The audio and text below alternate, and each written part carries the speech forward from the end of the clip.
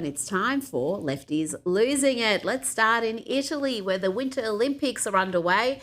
This is a country led by a staunch conservative and Trump ally, Giorgia Meloni. Likely the most popular leader in America right now is Giorgia Meloni, a woman who has cracked down hard on illegal immigration. Perhaps some of the self-delighted flogs in the US Olympic team are unaware of these facts because they are carrying on like the US is the only country where immigration laws are enforced. Let's hear from some dude called Hunter Hess, another one disgracing the great Hunter name. Here is the freestyle skier emoting at a press conference. It brings up mixed emotions to represent the U.S. right now, I think. It's a little hard. There's obviously a lot going on that I'm not the biggest fan of, and I think a lot of people aren't. If it aligns with my moral values, I feel like I'm representing it. Just because I'm wearing the flag doesn't mean I represent everything that's going on in the U.S. Really, dude? Just what sort of a self-delighted simpleton is Hunter Hess? He has mixed feelings about representing his country, then jump on the first plane home, son. Does he really expect the Trump administration, elected in a landslide, to alter its election promises his fellow Americans voted for so he can feel good about representing his country? Let's hear from another virtue-signaling Olympian with delusions of grandeur. This is Chris Lillis.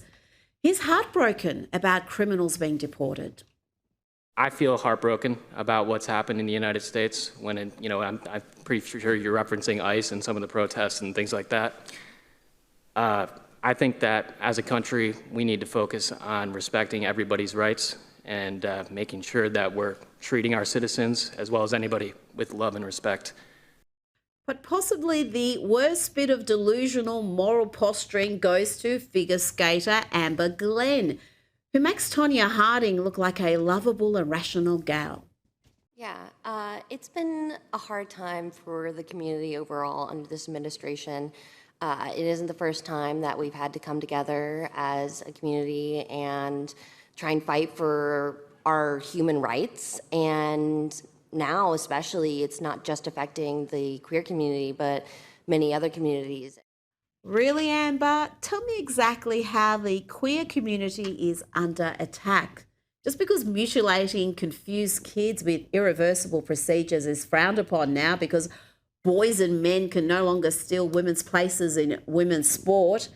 And talking about keeping women's sport just for women, remember when this character with male chromosomes was beating the bejesus out of a bunch of women and getting a gold medal for his troubles? Those of us calling out the unfairness of Meghan Markle being allowed to compete in the women's boxing at the Olympics were attacked. I was even threatened with legal action for stating the obvious, and other women were also attacked, including Meghan Kelly. She was born a woman, lives as a woman, and boxes other women. So what is the argument against that? This is such an outrage. Look at this. This is a man. This is a man who is competing in the boxing tournament for women. No, she's not. She's a woman. This female boxer is female. Can we stop this before America turns it into a presidential campaign issue? Well, you'll be shocked to learn that Meghan Khalif is indeed a man, and the Algerian has admitted to having male chromosomes. Give back that gold medal, dude. Now let's get to Bad Bunny's performance at the Super Bowl. It's subject of much debate. The political activist who likes to wear dresses occasionally is said to be the biggest star in music. That's what the powers to be at the NFL claim. But let's see if the actual players taking part in the game are fans of Bad Bunny.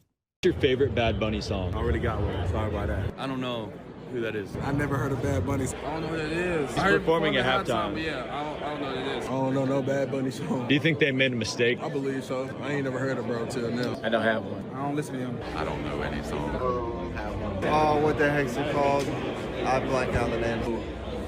I don't think I have one. I don't know Bad Bunny song. That's a tough one. I don't have one. I don't really listen to that, but I can't lie. I really do not know any. I haven't listened to any songs. I don't know any.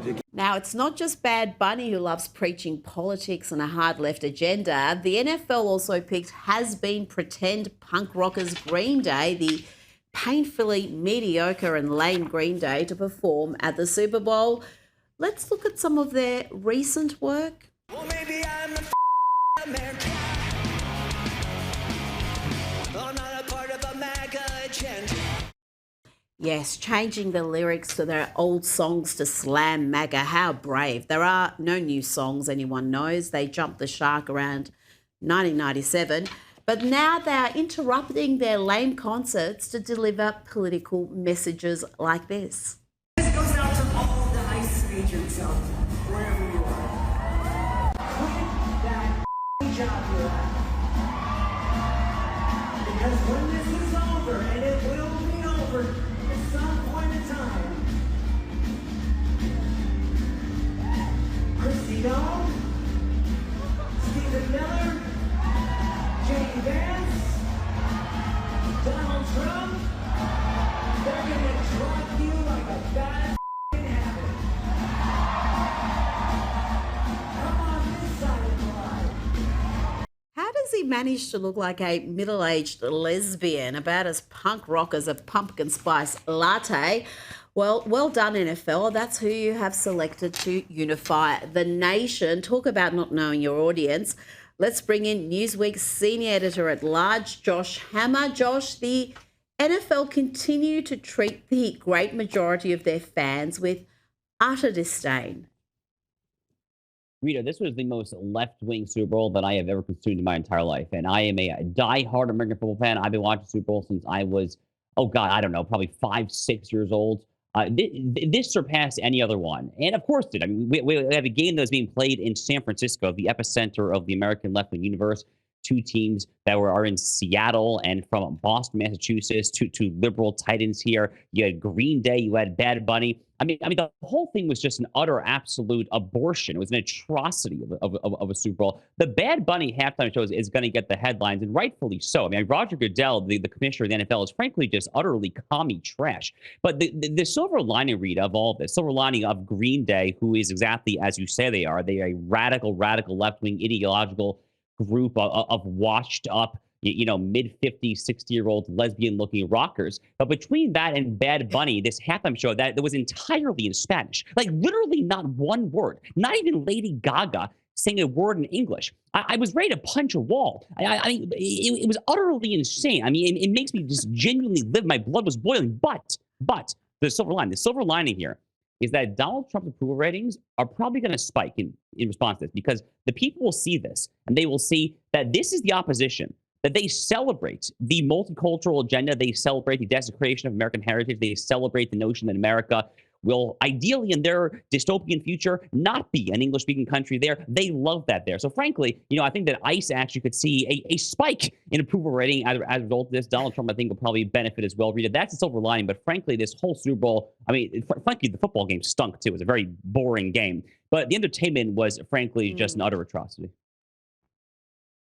Atrocity, that is a strong word but I think it's a very popular way to describe what happened today. Can we also talk about the Black national anthem that was performed before the game?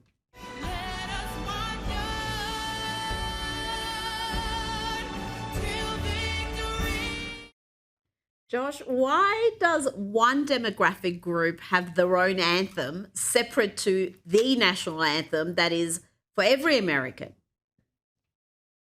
Rita, one of my producers from my show texted our show, Chad, just before the game started. He said, "I'm getting ready for the black coin toss. How about you guys?" I mean, it's just so silly. It's just so utterly stupid. Frankly, it's not the first time the NFL's done this. They've actually done this in previous Super Bowls as well. Memory serves, all since St. George Floyd, our great late martyr, died in May 2020. The NFL has been all in on the woke agenda. They have end racism and blazing in the end zones there. It's really just awful. And it makes you wonder, Rita, just what they're seeing that the consumer is not seeing, because football is like the most red-blooded American sport other than WWE wrestling and probably like NASCAR, right? I mean, the NFL football is a flyover country sport that is popular first and foremost in the South and the Midwest, in disproportionately MAGA parts of the country. I'm sure there are plenty of liberals that like football too, but I mean, just a total misreading of the audience. And when it comes to specifically to the so-called Black national anthem, can you imagine if you had a white national anthem? I mean, everyone say this is a David Duke rally, it's a KKK rally. You would never do it because you recognize intuitively how utterly insane it is. The national anthem here in America is for everyone of all religions, all sexes, all sexual orientations, all skin colors there. Blacks, whites have fought and died for that flag. They're the Tuskegee Airmen in World War II. It's just awful. It's just absolutely awful. This is where the NFL has gone to, Rita. Frankly, it makes me, again, as a lifelong football fan, makes me, frankly, want to tune out of the game next year. Well, I tell you, if they want to redeem themselves next year, have a country music-led halftime show. It will absolutely be brilliant if they select the right artists, and their fan base will actually enjoy it rather than wondering what in God's name is happening. Now, I'm going to do a full breakdown of all the Super Bowl craziness in tomorrow's show, but Josh, can you explain what is happening here? This is Patriots wide receiver Mac Hollins showing up to the Super Bowl. He's wearing handcuffs, a prison jumpsuit, and a Hannibal Lecter-style mask, no shoes. What is happening, Josh? I could not work out what this meant. Rita, you know, that frankly makes two of us, if I'm being very candid to the audience. It was actually my wife who flagged this for me. I totally missed it. My wife found this video for me and said, honey, what the heck is going on here? He's clearly making some sort of political statement. It's not entirely clear exactly what he's trying to say there. I presume it's some sort of ICE open borders, anti-incarceration, pro-decarceration agenda. But remember that, again, this game was in San Francisco. San Francisco, the 49ers, is the NFL team there. They had Colin Kaepernick as their quarterback for many years there. So, I mean, this was kind of the moment with Green Day, with Bad Bunny, in the backdrop of Nancy Pelosi and Gavin Newsom and Colin Kaepernick's beloved city of San Francisco. This was the time to pull out all of these stupid stunts, even if the stunts, frankly, don't make any sense there. So, again, it's so cryptic and it's so utterly dim-wit and low IQ that we can't even figure out what he's trying to say there. It's clearly some sort of anti-ICE, anti-incarceration, anti-prison, anti-MAGA, load of just utter gobbledygook there. But it failed, and frankly, for what it's worth, his team actually failed epically too. They got their butts kicked by the Seattle Seahawks, and rightfully so. But this is some sort of just utterly idiotic attempt to get the man, to get the political establishment there. And the fact that you and I are still having a hard time figuring out what in the world he was trying to say shows what an utter failure it was.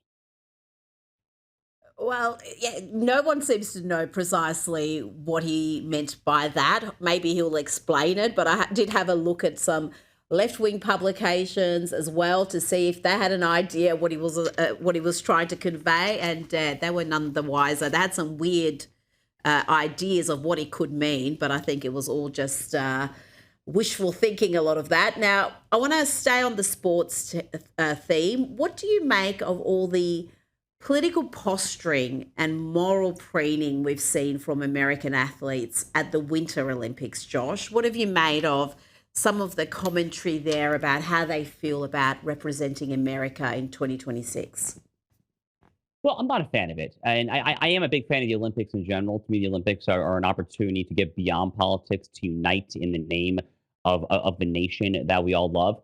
And, many of the great Olympics moments in modern Olympic Games history, certainly in American Olympics history, many of our great moments have been precisely that. I mean, speaking of the Winter Olympics, I mean, who can forget the miracle on ice in 1980 when America, this group of amateur hockey players defeated the best team in the world, the Soviets, at the height of the power of the Soviet Union there. I mean, these are the great moments there to unite in love of one's country. So this is really not the time to try to make some sort of political statement there. There's that old line that politics is supposed to stop at the water's edge. And there's frankly a lot of truth to that. When you're representing your country overseas there, just shut up and represent the flag.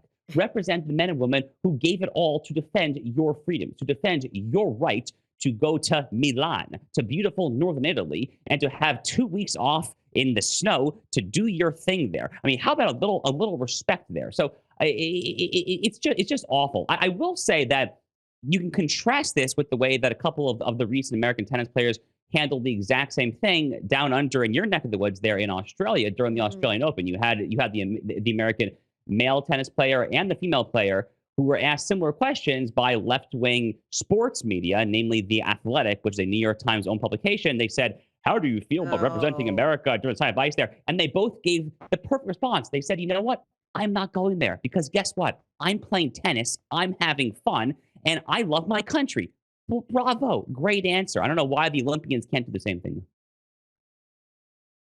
Well, yeah, that pest of a sports reporter, the activist, just gave that same question to every American tennis player, and pretty much all of them, except one that I saw Coco Gauff, just batted it away. And he wasn't satisfied with that. He would keep going back. But no, Coco Gauff, the highest paid female athlete in America, she played the victim beautifully. So she got all the coverage. And it's funny that they're doing this in Italy. This is a country led by Giorgia Meloni, who's been described as the female Donald Trump. She's a staunch conservative. She's a good friend of the Trump administration, and she's cracking down on illegal immigration. So to be making those comments in Italy itself is interesting. Now, before you go, Josh, we've got good news. It seems like Kamala Harris is back. She dropped this odd little video on X. Tell me about Kamala 2.0, this relaunch. Does she still think she will be president one day? Well, she's basically relaunching her organization for now as a midterm November 2026 get out the vote operation. It's a pro-Democratic Party, pro-grassroots voter registration, get the people to the polls sort of operation there. Now, the very thinly kept secret is that she's doing this to try to amass things like a mailing list, an email list, and all the various data inputs that will ultimately be used for her prospective 2020 presidential campaign. So it's not a very well-kept secret, Rita, that the only reason that she's doing this is to lay these seeds for what seems to be an inevitable at this point 2028 presidential run, to which I say, let's go. Let's freaking go. I mean, if you're someone who wants the Democratic Party to lose, and I wish the Democratic Party nothing but the absolute worst at the ballot box, then you have to be rooting, frankly, for a Kamala Harris 2028. I mean, the only thing possibly even more enticing than that would be like a Jasmine Crockett 2028 there. But Kamala Harris got absolutely schlonged in 2024. She lost all 7 swing states, became the first Democrat to lose the state of Nevada, for instance, since John Kerry back in 2004. I would absolutely lick my chops at the prospect of facing Kamala Harris in 2028 there. And Democrat voters actually might be stupid enough to actually go with that. Now, I happen to think that Gavin Newsom is probably the odds-on favorite right now, but your mileage may vary, because as a friend of mine said to me when we got dinner in Los Angeles a few weeks ago, he said to me, Josh, you know what? I live here in California, and I cannot see a world in which a male white guy like Gavin Newsom is nominated there. And there's some truth to that. This is still a party that is totally sucked in and besotted with this whole intersectional identity politics garbage. And if they really do decide to go with that, then I guess it has to be a Kamala Harris, AOC, Jasmine Crockett. God help you guys, Frank, because those are all a bunch of losing tickets there. But frankly, I think no one is a surefire loser than Kamala Harris. So I say, bring it on, baby. Let's go. Josh Hammer, thank you so much for your time tonight. Thank you, Rita. Joining me now is celebrity and royal commentator Kinsey Schofield. Kinsey, we will get to the Super Bowl controversy shortly, but let's start with this fresh footage of Ghislaine Maxwell from the latest batch of the Epstein files. Here she is denying she ever gave massages. Did you ever give a massage to anyone other than Mr. Epstein? At any of Mr. Epstein's properties? First of all, I never said I gave Mr. Epstein a massage. I'll ask that question if you want, but I was focusing on people other than Mr. Epstein right now. I didn't give massages. Kinsey, we know that's not true. We've all seen that image of her giving the convicted pedophile a foot massage with her shirt undone. Are we going to see Ghislaine Maxwell face further charges, or at least be asked to shed some light on the latest revelations on the Epstein files? Well, Ghislaine Maxwell's attorney recently told News Nation that she plans to plead the Fifth when she appears before the House Oversight Committee this week, invoking her right against self-incrimination. Jeffrey Epstein's former girlfriend and longtime accomplice is not even 4 years into a 20-year federal prison sentence for helping traffic his victims. I don't think Ghislaine or former Prince Andrew are even remotely credible witnesses anyway. Now, we've also learned that Prince Andrew, or ex-Prince Andrew, I should say, apparently took advice from Jeffrey Epstein 4 years after he claims to have cut ties with the convicted pedophile, and also that he had passed on confidential reports to Epstein while he was Britain's trade envoy. Kinsey, what more can you tell me about this? Rita, stay with me here. What's notable is the overlap. At the time, Peter Mandelson was UK's business secretary and Andrew was serving as trade envoy between 2009 and 2010. Mandelson was alleged to have shared market-sensitive UK and EU government information with Epstein. There's no proven personal relationship between Mandelson and Andrew, but there is shared risk pattern. Both were feeding sensitive access to a man whose business dealings were murky and potentially hostile to UK interests.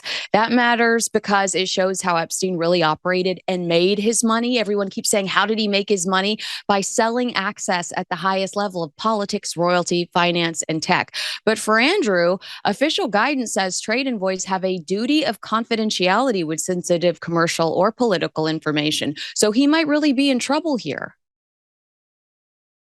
Now, Kinsey, I spoke earlier in the show about how Prince William and King Charles held a late-night meeting to eject Prince Andrew, former Prince Andrew, I should say, from the Royal Lodge before he was due to leave. What do you make of these new details? To me, this is a real reflection of Prince William's leadership. There's a ruthlessness there that the royal family desperately needs right now. He's a common sense king in the making. He understands optics. He understands that you're defined by the company you keep. And he's clearly willing to chip away at the grifters and push them further and further from the crown. And honestly, I think that's worth celebrating. Now, millions of Super Bowl fans ditched the official halftime show, which featured a Spanish-only performance from anti-Trumper Bad Bunny. Millions, Kinsey, opted for Turning Point USA's halftime show, headlined by Kid Rock, Brantley Gilbert, Lee Brice, and Gabby Barrett. How many were watching this alternative halftime show, Kinsey? Yeah, I mean, the NFL really split fans with the Bad Bunny. I mean, a lot of viewers responded by simply turning off NBC. Others took to X to complain. The tweets are hysterical. Meanwhile, Turning Point USA's alternative halftime show pulled in a massive audience. At peak, I saw 6.1 million viewers watching YouTube while I was watching it. I thought Lee Brice was incredible. President Trump also weighed in saying the Super Bowl halftime show is absolutely terrible, one of the worst ever.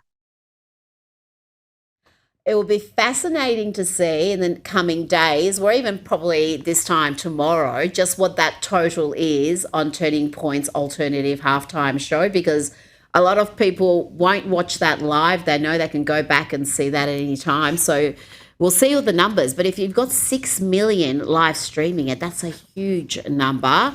Let's get back to the royals. Meghan Markle went to the annual 15% pledge fundraising gala last night solo. She reportedly turned heads with her outfit, enormous black velvet train over a pink dress. That looks a white dress to me, but apparently it's pink. Kinsey, where was Prince Harry? You know, Rita, I don't know. Maybe it was 2-for-1 blunt night at the local Montecito dispensary. My question is, where's Meghan Markle's mom? If you're not going to bring your man, at least let your mom feel glam. Her running around town alone does not dispel rumors that Hollywood can't stand her and she's running out of friends. But Harry has become the spare in his own marriage. And every time Meghan is beaming on the red carpet for the evil press that makes her life so hard, according to Harry, we're reminded of that. He's become the spare in his own marriage. That is just a brilliant line there, Kinsey.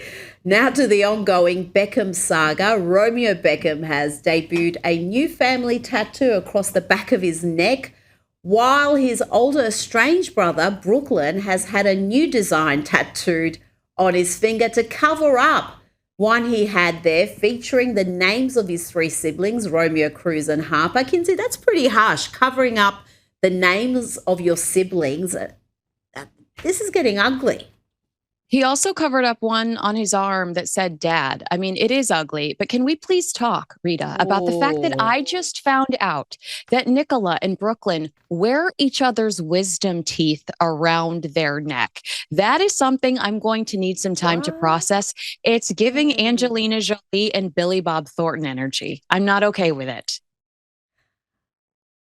Yeah, they had vials of each other's blood, I think, around their neck during a fairly weird time in their lives. But yes, this is odd.